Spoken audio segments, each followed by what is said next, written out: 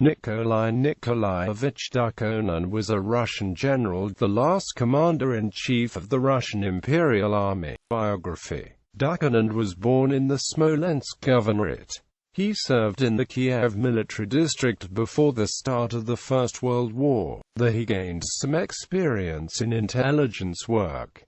At the outset of the war, Dukhonin was given command of a Russian regiment. He was then assigned to the Third Army in Dubno under General Russky as senior adjutant of the intelligence department. In August 1917, Dukhonin was quartermaster general of the Southwestern Front, and was plucked from this relative obscurity by Kerensky to replace Alexeyev as chief of staff at GHQ in Mogilev, as Alexeyev had resigned as a result of Kornilov's failed coup. It was Alexeyev who had suggested Dukhonin as his successor so that he could continue to influence affairs at Styuka in Mogilev. When Kerensky fled Petrograd and then Russia following the seizure of power by the Bolsheviks in the October Revolution, Dukhonin became de facto supreme commander, albeit of an army that was rapidly disintegrating, and over which he exercised very little control. During the initial stages of the Bolshevik seizure of power, the Council of People's Commissars instructed Dukhonin to cease wartime hostilities and open negotiations with the Central Powers.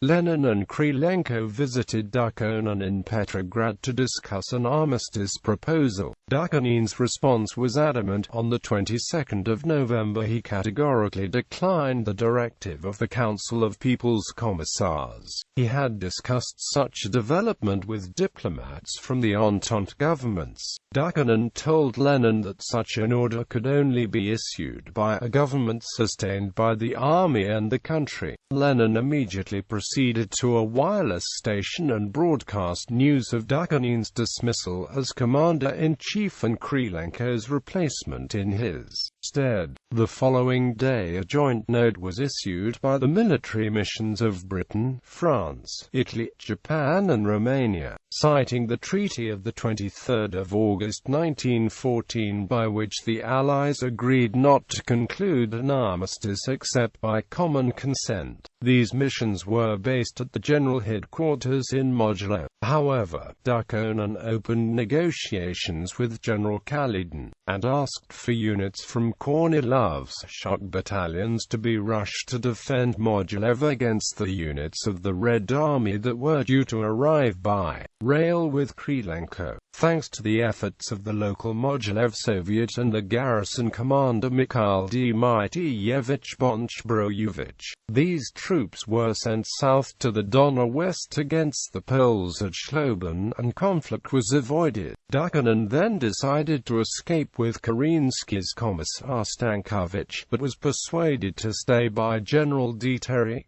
His last action was to order the release of the officers being held prisoner at Bykov, most notably Kornilov and Denikin. Dukhonin subsequently surrendered to Krylenko in Mogilev, but was murdered by Krylenko's Bolshevik military escort near the railway station on 3 December 1917.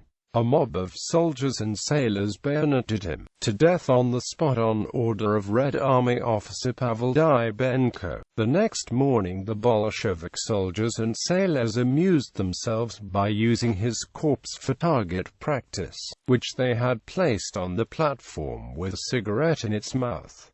His family emigrated to Yugoslavia.